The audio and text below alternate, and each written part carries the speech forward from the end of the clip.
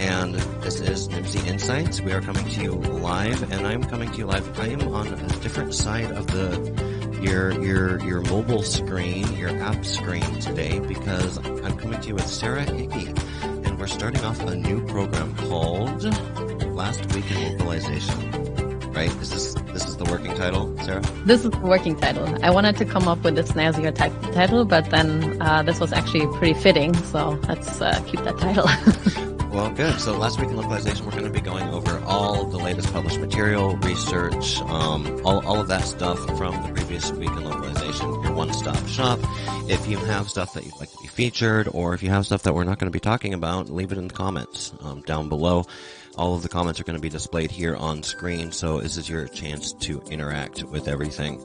Really quickly, introduction from our sponsors, our host here, Nimsy Insights. We are a market research and consulting company. We specialize in global markets, meaning globalization, translation, localization, internationalization, go-to-market strategy, all of that stuff that is so important when you are taking your startup, your company, your brand global into new markets. And today, I think we're going to be focusing on interpreting. Is that right, Sarah? Yes, exactly. Because maybe I should explain a little bit. I actually have a background in interpreting. By that I mean I'm a trained conference interpreter, more or less prior to my Nimsy days, because since then it's been mostly interpreting research for me. But that also allows me to look at the market from all the different sides, let's say. I've been an insider as an interpreter, and now I'm involved in the side that I look at interpreting companies, interpreting technology providers. I still talk to interpreters, and even though I research other areas of the language industry now, interpreting is still kind of where my heart is. It's my home turf. It's very near and dear to your heart. Exactly. It's like when I talk about project management. Yeah, exactly. You're in your natural habitat. Exactly. Well, let's head on over to the report here. Where can we find this for those that are listening and would like to follow along at home? Yeah, so this is on the Nimsy website, so on nimsy.com. If you go to research, and then we have a whole section that is just about interpreting, and there it's actually not the last report, because the last report was our report about American Sign Language interpreting. We're going to do a webinar about that soon, so that's why I didn't want to spill the beans there yet. But you can already read the report on our website. Stay tuned, folks. Exactly. It's coming. But yeah, the next one is then this article where we publish an update about innovation and investment in remote interpreting, because so much has happened in the last year. Basically, before the pandemic, of course, remote interpreting already existed. It's been there for a long time.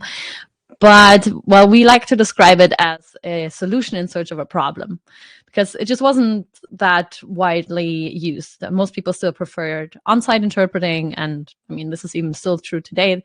On-site interpreting for many cases is the preferred mode and will definitely come back strong even after the pandemic.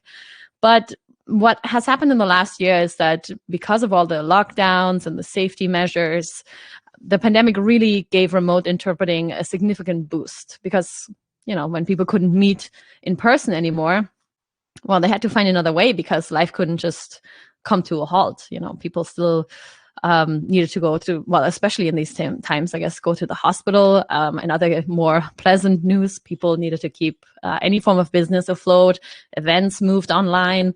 And even in the cases of courts and trials, I mean, courts closed for a little while, but eventually people needed to be tried. So, all of that pivoted to the remote world. And wherever there's a need for supporting people from different language backgrounds, then there's a need for interpreting. Yeah, life goes on, and interpreting is just part of life. Translation is just part of life. So one of the reasons we say all the time is the language services industry, this whole industry that's built up around supporting language and interpretation, culturalization, it's impervious to crisis, because what do you say? What was the expression that you used, Sarah? I think that is the expression that we use. It's impervious to crises. Because when in good times we translate contracts, in bad times we translate lawsuits. I actually stole that one from Renato. I have to admit. I stole many things from Renato, so Yeah, I think he doesn't mind. almost as many things as he's stolen from me. So well, Fair is fair. Yeah, no, but it's true, and this is something I really love about the language industry, and it's kind of like in that sense almost, well, let's say the average person who doesn't work in the language industry directly might forget about this, but at the same time, wherever there's people, there's a need for communication, right? And so that way it touches upon absolutely everything, on every aspect of the economy. And that's why we always say as well that if you want to know how different segments of the industry were impacted, you need to look at the industries that we serve. So, because there's, of course, a direct connection, right? Well, and it's folks, and I don't want to go too off onto a tangent. I want to get into this report here. But, folks to say, how is the pandemic, how is the recession, how is the fill in the blank affected the language services industry? And my answer is it depends who your client is. It depends who your clients are, right? Like if you're doing on-site interpretation for every school district in your state, you might be doing a lot of business in 2019, but 2020, your on-site interpreters don't have much to do unless you can really quickly make that switch to VRI. Yeah, and actually, before we delve into that a little deeper, something I also love that is related is a lot of companies I talk to, they didn't just if they had an on-site interpreting business, for example, they didn't just manage to move their business online and move their clients online, but a lot of them also started offering kind of adjacent services, so that maybe in some cases not all the on-site interpreting demand pivoted to remote interpreting, let's say for conferences, even though a lot of it did. In other cases, then people told me they suddenly had more of a request for subtitling for videos, or for captioning, or for translation of documents for online conferences. And they started adding this then during the pandemic, to meet the client's needs and to keep their business afloat. But now, sort of coming out of the pandemic, or either way looking ahead, they won't just drop those services, but they have added a new line of business to their existing business, so that after the pandemic, they will still continue offering interpreting services, but now also these other services. So they're actually coming out stronger out of what was a very tough time in the beginning. So well, I love hearing those stories. That which does not kill us makes us stronger, right? And it's great to hear those stories. But there's also stories, rest in peace, right? But not as many as you would think. Not as many as you would think. Not as many as what you would think. And even in some cases, I mean, I won't name the company, of course, but I had a conversation just recently where the beginning of the pandemic was really hard for this company. They had predominantly on-site interpreting and had to let people go. And it was really broke the owner's heart as well. Right. But now... I just keep interjecting. It's like we a lot of interpreting companies, a lot of interpreters, we get in this business to help people because they have big hearts, right? And yeah, I don't know where I was going with that. Please continue. No, but yeah, and you're right, and it's true. It's not. There's a human element that we all care about, and but anyway, with this company now, I love to hear that in the end now they found a new way. They actually took this as an opportunity to completely restructure their business, which they had been kind of putting off for a while, and now they're coming out stronger and have onboarded new people, not for the same roles. So there was like a reshuffling internally, but either way, it was just such a nice story to hear that after they really struggled, they managed to turn things around, and it's not an isolated story. So that's great to hear. What would that's fascinating. But you know what? Let's get into this report here, because we could just talk about fascinating stuff all day. But walk me through this here. What is this? Who is this for? Who is this about? It's for many different people, actually. I'll come into this at the very end of the report. So basically the reason I wrote this was because I felt like it was time to give an update on remote interpreting, exactly because, like I said, a lot has happened in the last year, not just in remote interpreting and interpreting in general, but especially in the remote area. There was such a boost to remote in general, but then also within that in remote simultaneous interpreting, which, well, I don't want to say it surprised me because it makes sense in the context of the pandemic, with everyone having these video conferences online all the time.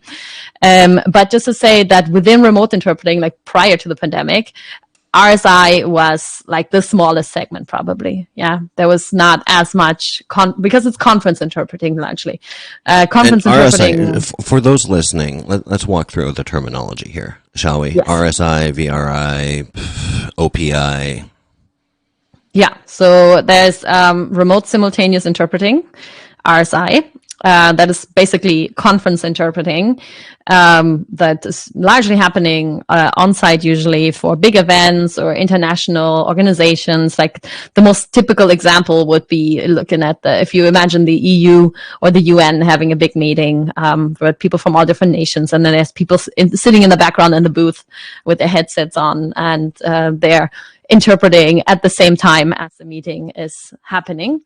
So that is just simultaneous interpreting. And if you do it not on site, but from, well, I don't want to say it from home, these days also from home, but sometimes also from interpreting hubs, either way, not at the same location, then it becomes remote simultaneous interpreting. So that's RSI.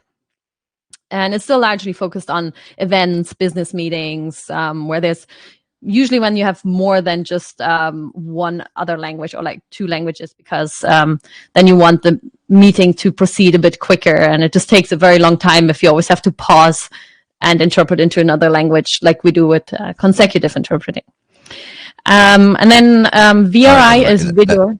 Okay, I was going to say this is your crash course. I hope everyone's taking notes here. Yeah, please. There's also an info drop on Nimdzy's YouTube channel. I like how when you started out, you're like, so RSI is like conference interpreting. It's like, what's conference interpreting? Right? Yeah. These are all things that I had to learn because my background is largely in the localization, like translation size. So, like, I did not know anything about interpreting until we started looking into it at Nimdzy. So it's been an education for me. So that's why I'm kind of pushing you, like, what are these terms that? No, it's good that you do, because we tend to forget about what we know, right? So, right. Yeah. All right, yeah. Then there's OPI and VRI. So OPI stands for over the phone interpreting, and VRI for video remote interpreting. So pretty. OPI fairly self-explanatory in the sense that it already states it, lines it out, right? It's over the phone interpreting. So literally someone picks up the phone to call an interpreter just on the phone. So it's just audio, and it's consecutively, so that the one person speaks first and then the interpreter interprets in the other language. It's largely used, for example, in hospital settings or when the police need an interpreter and they can just quickly call someone. And then video remote interpreting is pretty much the same idea, except with video. So in a lot of hospitals, they actually have this now as well, that they have maybe a tablet or something or installed that they can press a button and get an interpreter that they can actually also see, which is not just nicer for the human connection and picking up on clues, but sometimes also more relevant and in like the medical context, right? So. Awesome. Yeah, thank you for that. That's it in a nutshell. Thank you for that tangent. I mean, we could go deeper, but yeah. Right, now that everybody is crystal clear on the different types and modalities of interpreting, because that was pretty much all you need to know about interpreting, right? No, it wasn't. Yeah, that's it. All right. Thanks for the intro. Yeah, sure.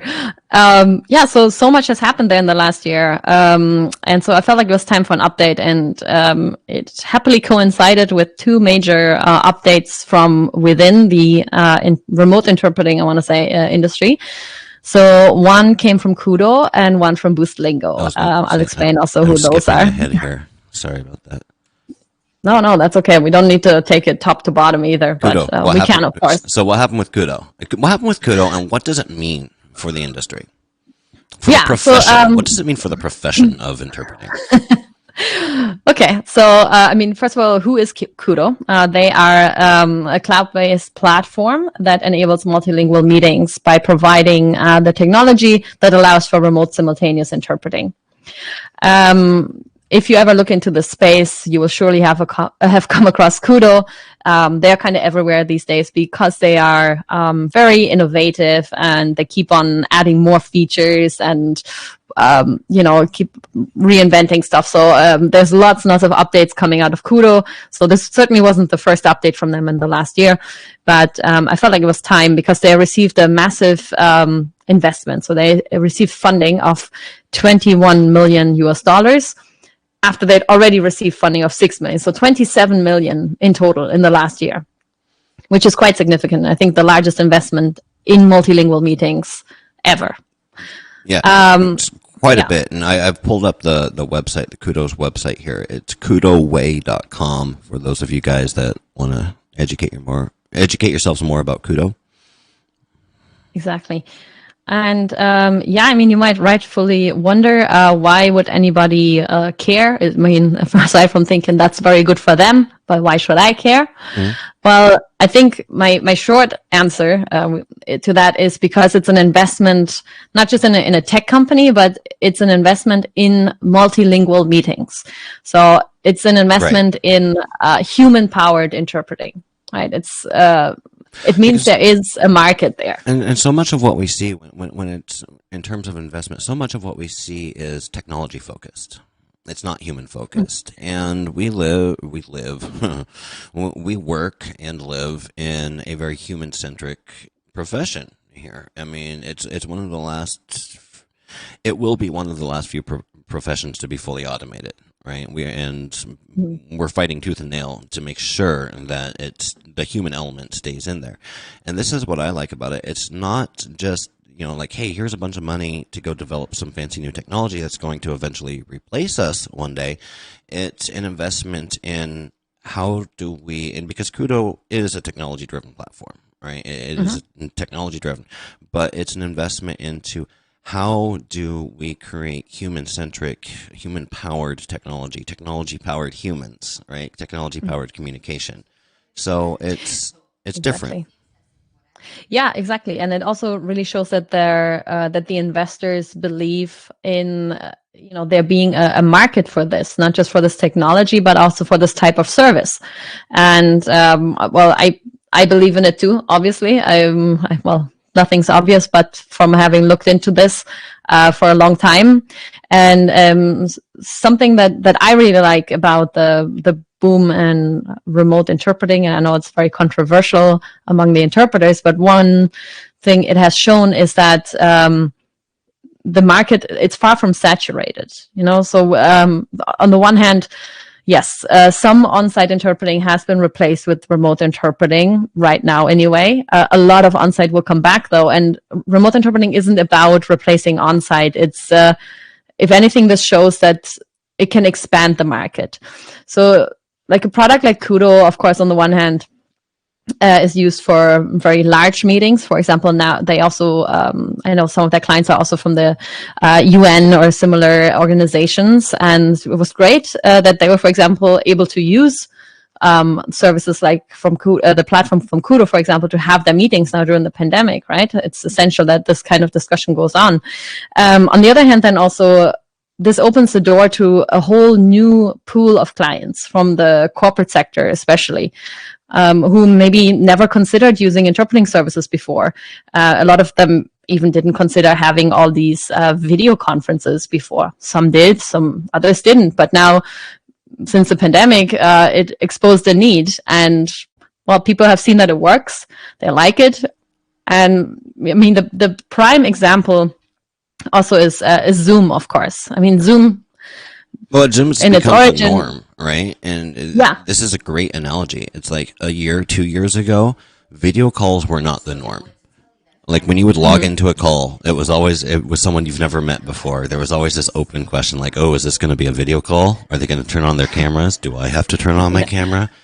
And now it's like, no, you turn on your camera. Like it's assumed. That's how quickly our global meeting culture, at least in my industry, but that's how quickly the global meeting culture has changed. And this is another indicator of stuff that used to be kind of nice to have becoming more mainstream. Absolutely. It's completely mainstream now. I don't know anybody anymore that has not worked with Zoom, and I want to keep adding and other platforms because that's true, but Zoom is also the clear front runner there. There's just no question about that. If you look at the figures in comparison, like I said, I think during our last live stream, even my mother has been on Zoom now. And if you know my mother, that's not where she hangs out, Yeah. Zoom is kind of the de facto winner of the conferencing wars, in my opinion, right? And that having been said, I don't like Zoom. I don't use Zoom. We're not using Zoom right now to facilitate this conversation. I also have other preferences personally, but one way or another, if you look at the figures, everyone is on Zoom. And yeah, even Zoom has added an interpreting feature. It's very rudimentary. It doesn't hold a candle to platforms like Kudo or Buslingo, but they have one. So they've also realized that there's a need there, or there's opportunity there, I want to say. Which actually kind of nicely leads us into the next announcement that we're writing about in that report as well.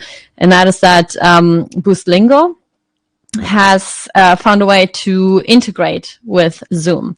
So that was going to be my question, is like, so, because that to me is like the next question, is like, is there space to sustain an interpreting focused web conferencing system? Right, that's like interpreting first and then web conference separate. And I've used Kudo. It's a fine platform. It works just fine. It's as good as Zoom. But Zoom is not interpreting first. Zoom is always going to be, in single language first, with interpreting as an add-on. So that was my biggest question through this: is who's going to come out with the first Zoom integration? Because that to me seems to make sense.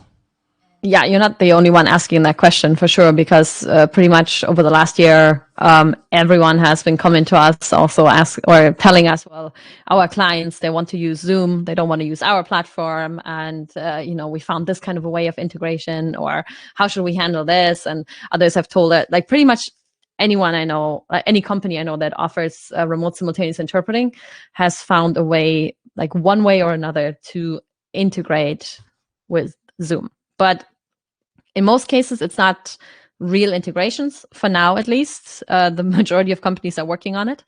In the majority of cases right now, it's more like complex workarounds. So you're taking the audio and sometimes also the video from the one platform, you're bringing it to the other platform. Participants have to log into both. The interpreters work on the one platform. So, because since you brought it up as well with the functionalities of the interpreting platforms, for example, they are it's not that simple to run an RSI platform. So you have to have different language channels, right? You cannot just have one audio channel. You need to select your language. Then the interpreters need to be able to communicate with each other. They need to hand over. Ideally, you want to have a relay function. So that means that you can, as the interpreter, listen to your other interpreting colleagues and then interpret from them. Yeah. Like, for example, I only do English to German and German to English. So if someone's speaking French, I have to first listen to a colleague who goes from French into English or something. So it's not simple, right? And I think my suspicion is the reason there's not interpreting functionality built out into more platforms is because there's just lack of awareness and people don't realize how complex that is.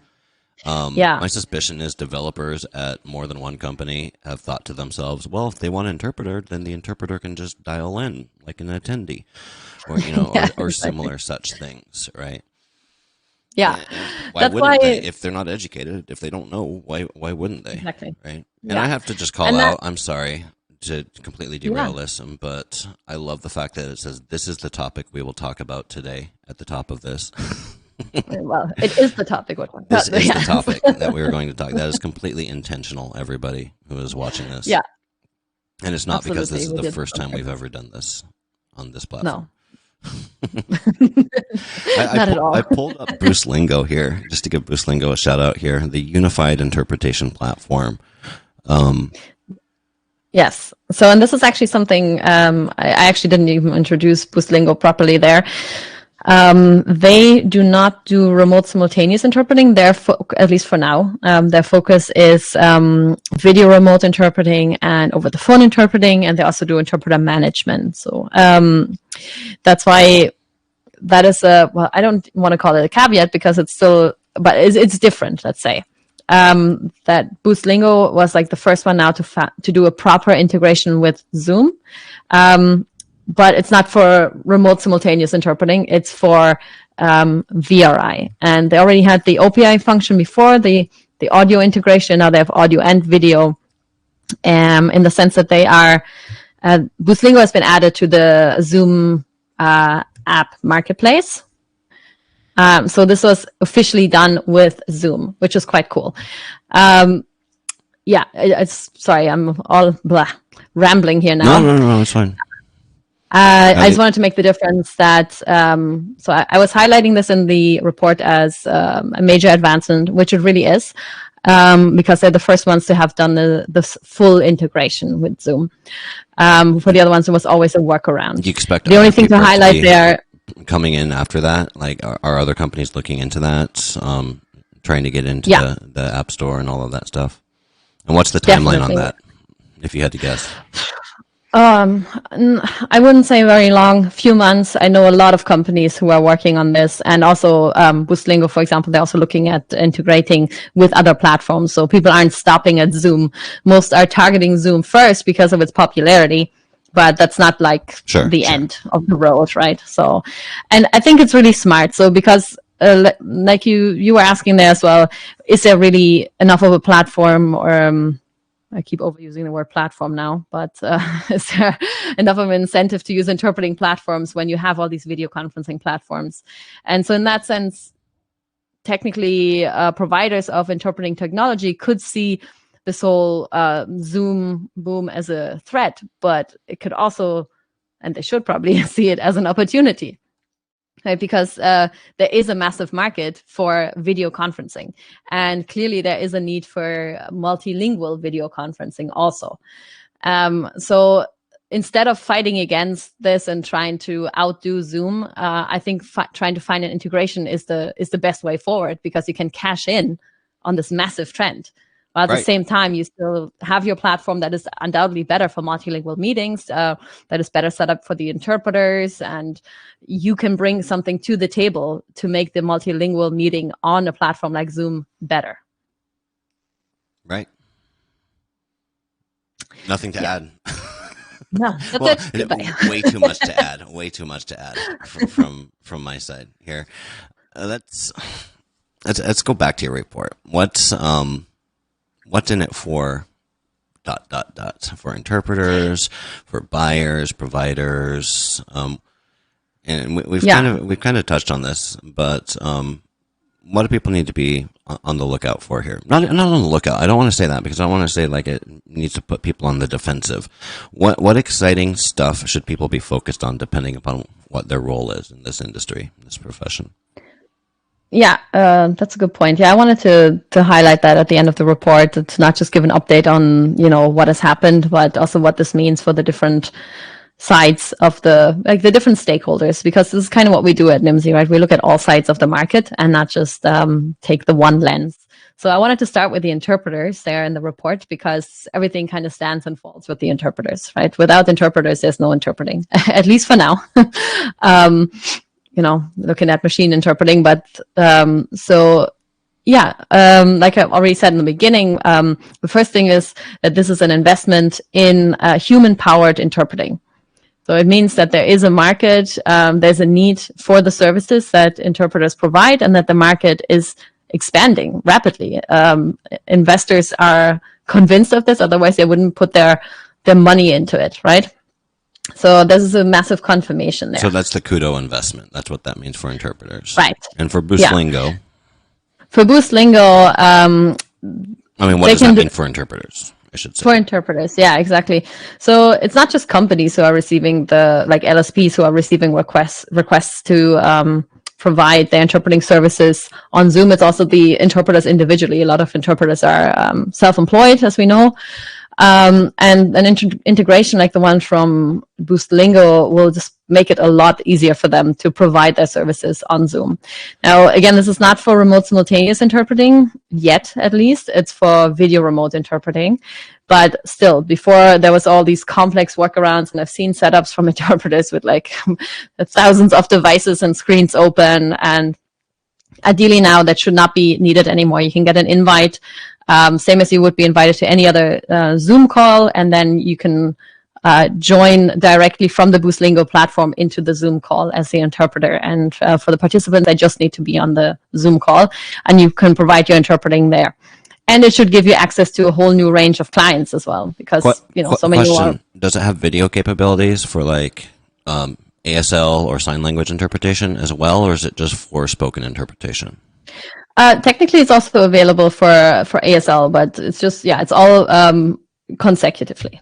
Consecutively. Consecutively. Yeah. And ASL is largely simultaneous, as far as my understanding. It's not my area of expertise. That takes me back to my other question, though, is what's the timeline for people rolling out functions, features, capabilities for RSI? If you had to guess. Is there a way to do that? This shows my ignorance, probably, in the interpreting area. Like, how do you translate that into a Zoom plugin? Because you mentioned that, it's just for VRI at this point, just for consecutive, not for simultaneous. It's actually... No, that's correct. So it's consecutive interpreting for now, which is already a good step forward, right? Because you're still removing a lot of these complex workarounds. And something I wanted to highlight here again is as well with the extra access to clients, because basically anyone who has a proper Zoom account now, whether it's individual or corporate, can get the Boostlingo app now. And then as soon as they have that signed up with Boostlingo, they can invite an interpreter also to their call. So technically, a lot more people can make use of these interpreting services now, which is great. Back to your question, though. For RSI, I personally, so I don't know the ins and outs of how to make this work because I'm not a tech person like that. I just know that RSI is very complex and what you need for it. Fair enough. So I don't personally know how to solve that problem. But what I do know is that people are working on it. And I actually recently talked to Interactio. They're not mentioned in the article because I only talked to them afterwards. They are another RSI platform, a really big one as well. They work with the European Union as well. It's public knowledge, so I can say that as well. And they told me actually that they have also managed to integrate the audio stream into a bunch of platforms, including Zoom. So they told me that, for example, for Zoom, participants only need to log into Zoom, and then they're prompted to select their language before being placed into the call. And once they selected it, they will receive the audio from the interpretation directly on Zoom. And there's no need for the participants to use the Interactio platform, whereas the interpreters, they work on the Interactio platform in the background, and the audio is transmitted back and forth between Interactio and Zoom. So that is still not like a proper integration, but it's definitely also a significant step forward. And that company, like Interactio, they are working on proper RSI integration with different platforms right now as well. Awesome. And I got them pulled up on screen here. Just so if you guys want to know, if anyone's listening, want to know more about Interactio, Interactio.io. You can go check them out. Yeah, so they're another one of the big RSI providers. And so there is a lot happening in that area. I'm excited to see who kind of cracks the code first, but I know that a lot of people are working on it right now, and we are making steps forward. Oh, yeah, and some people are working on it with millions of dollars in the bank account, right? Exactly, As we see. And I'll be surprised if we don't see more investment into this space. And especially in RSI, there's so much happening right now. There's new platforms being launched. There's investment happening. Lots of even the smaller traditional LSPs have come saying we're getting more requests for RSI, or we might be launching our own platform. So it's becoming a lot more mainstream. And then on the other side, you have the boom in the that we haven't even mentioned yet. Is in the telemedicine sector as well. Yeah. And it's a whole outside of scope. Let's get through this. Let's get through the short report that we're looking at today. Buyers of interpreting services. What does this mean for them? Oh, yeah. So for the buyers of interpreting services, it means that the market for interpreting services is expanding, right? So they should have better access to more resources soon. More choice. I don't know if exactly. There is a lot more investment, a lot more innovation. So the technologies will become easier and easier to use and will be more tailored to the client's needs eventually. Because in the end, that's all that matters, right? You can have the best technology ever, but if no client wants to use it, then, there's no point. Sure. And that is another reason for, I think, also making use of this whole integration side of things. Because, in a lot of cases, the clients just want to work on what they know, and you have to just make it easy for them and not just go, well, but mine is better and I have to train you on my thing. And I might go like, well, I go find someone who can work with me instead. Well, that's just it. Nobody wants to work in a new platform. We all have so many platforms that we use on a day-to-day basis, and nobody wants to download a new app, right? So, exactly. Yes, but we've already gone off on that tangent. Providers of interpreting services. What does this mean for them? For them, it's good news because it's just a clear sign that the market for interpreting services is growing, and they should make a move towards cashing in on those remote trends as well and expand their global reach and the client portfolio. Alrighty. And investors. Wow, you really break it down. Yeah, someone's taken Inga's persona profiling workshop here. Look at this. All right, investors. What does that mean for investors? For the investors, basically, I think that the pandemic has exposed remote interpreting as a viable solution, which shows that funding this technological development is going to pay off in the end. So there's so much happening in this field now that I feel like now is the time to invest in it as well to get a piece of the pie. Because on the one hand, on-site interpreting will, of course, return, but I firmly believe that remote interpreting is also here to stay and that it will expand the market for the services. And so I think now is the time. All right, last one. ... The interpreting market and VIT providers. Yeah, this is kind of more wrapping it up because it's again. This is very general. Oh, right. I think this is bringing it all together. Yeah. So VIT providers, I should explain, this is a term we use at NIMSY as well. VIT stands for Virtual Interpreting Technology. So this is where we group the different types of, let's say, remote interpreting technology or interpreter management and scheduling as well, which was so far a fairly small section of the market. But again, it's just kind of, all of this shows that this side of the market is growing and kind of that they're doing something right and that there is room for growth in this field. I'd be very interested to watch this play. I will be very interested to watch this play out to see what that service provider / technology provider / buyer / interpreter ecosystem ends up turning out to be. Right. So like, are we going to see something like in the localization industry where it's very common to have a third party technology provider, but then engage with a separate supplier to actually provide the human resources necessary for translation? Or are we going to see more hybrid technology / human capital companies, services companies that are able to do both? Yeah, I think it'll be interesting to watch.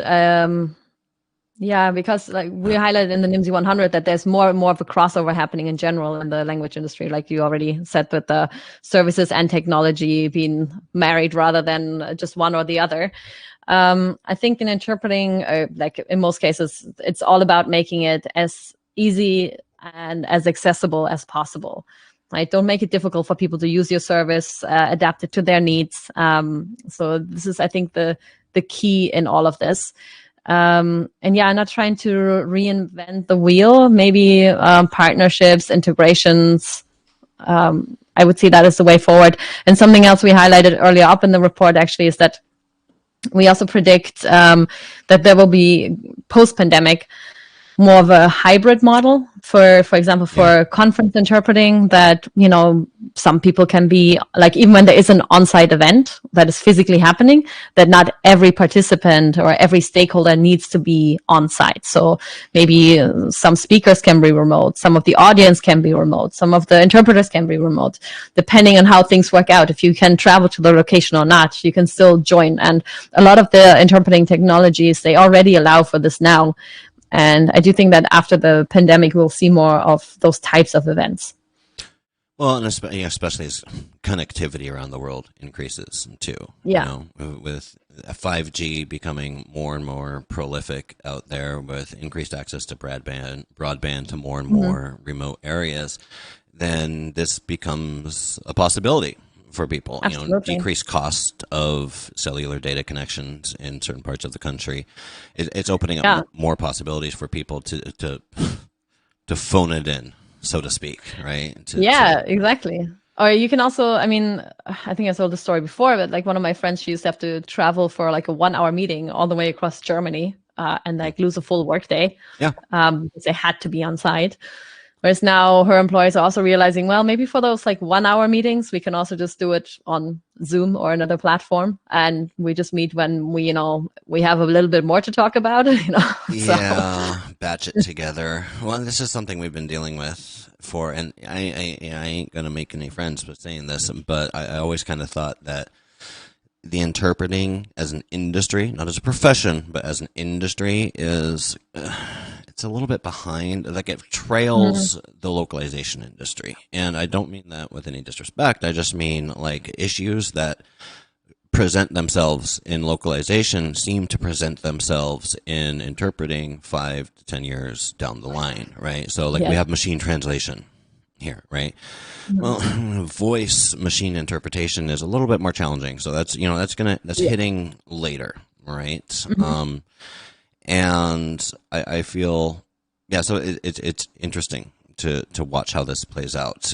Having learned the lessons from the localization industry, but also recognizing that we're not in the same place as an industry right now that the localization industry was in years and years ago, right?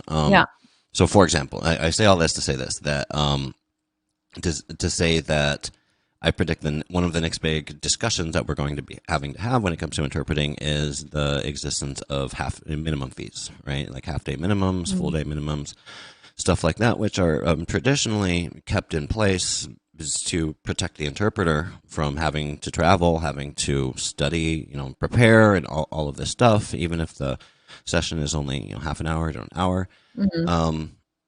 Those requirements are decreasing, though, if people don't have to travel and all of that stuff. Yeah, and this is also part of where the resistance to remote interpreting is coming from. It's not the only reason, but it's one of the reasons is the different rates, of course. Yeah. What? You mean it has to do with money?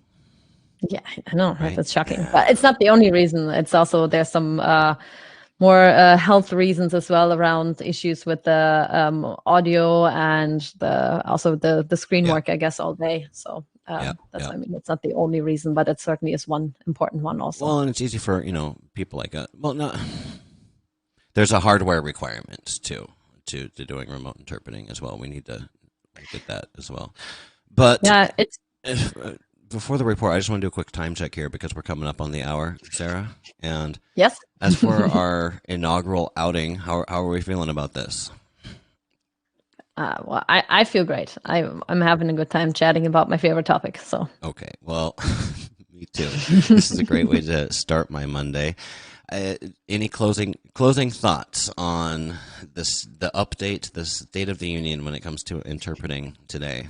A lot to cover in 1 hour. So I think the last year it was a little scary in some cases, not just health-wise, I mean business-wise for interpreting as well, because there were so many changes. Interpreters had to adapt to a lot of new technological challenges. The LSPs had to adapt to a lot of challenges. In some cases, I know in the beginning everyone had to help their clients move online, and like I said, there's some difficulties with the equipment, maybe different rates. But my advice would be to not be afraid, to try to embrace this change. Of course, we need to have discussions about the health of the interpreters and things like that. But in the end, this is a good move that will only further expand the interpreting market so that there will be more requests for interpreting services. So it's a growing industry is what all of this is showing, that all the innovation, all the investment that would not be happening if interpreting services were dying down. So if anything, they are expanding. It's a thriving industry. And I think it's quite exciting that interpreters are in a market where there is actually more demand than supply. That's my closing statement. So all good news. It's pretty good news. It's not without its challenges. It's not without its challenges. Not without its challenges. To me, challenges are good news. Challenges are fun. Exactly. You can rise to the challenge. Well, thank you very much, Sarah, for coming on. Thank you. If you're watching this, thank you for joining us. Like I said, this is our first outing, testing a new setup here. We're going to be coming to you every week, I believe. On Mondays, it's going to be a set time. We do a lot of these live streams here on Nimdzi, and a lot of them are pop-ups. You'll see my face up here all the time. So if you subscribe to Nimdzi, whatever platform you're watching this on right now, you'll be notified when we go live so that you'll never have to miss it. We have interesting guests on all the time. If you have an idea for an interesting guest, maybe you are an interesting guest. Maybe you have something to talk about, some value to add for our audience. We want to hear from you.